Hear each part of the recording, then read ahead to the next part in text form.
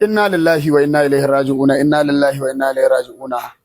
Na farko ina mika yan arewacin Najeriya gaba ɗaya jaje ga uwarmu wacce dukkanin arewacin Najeriya suna cikin alshini na wannan abu da ya faru ga uwarmu wato mahaifiya ga Dauda Adamu Abdullahi Kawutu rarara.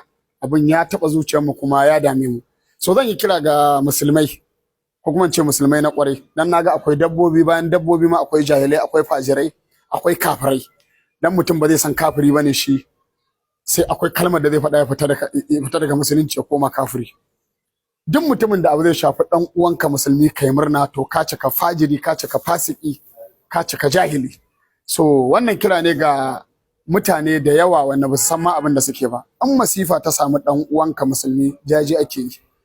Ko da a ce baka shiri da shi, ko da a ce baka mu'amala da shi, ko da a ce kana jin haushin sa tunda Allah ne yake son sa dan kai baka so shi wallahi alazimin a banza.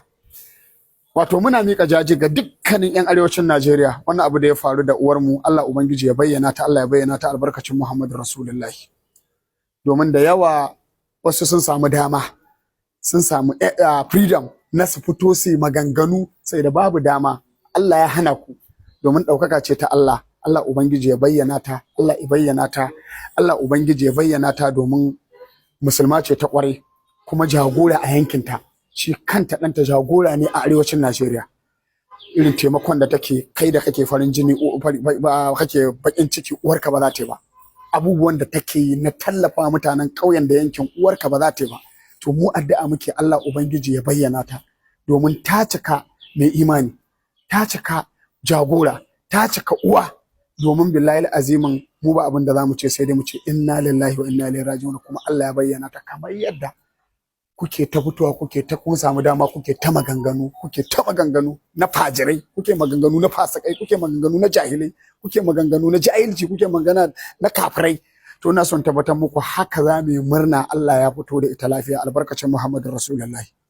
Domin Allah muka roƙa, Allah ubangiji ya bayyana ta, Allah ubangiji mun roƙe ka Allah ka duba mu da idan rahama albarkacin Muhammadu Rasulullahi. Allah ka bayyana ta domin duk mutumin da yi farin ciki ko ya ji daɗi da wannan abu da ya faru to ka tabbata ka ce wannan fajiri ne, wannan fasiki ne, wannan mutum jahili ne, wannan mutumin kafiri ne.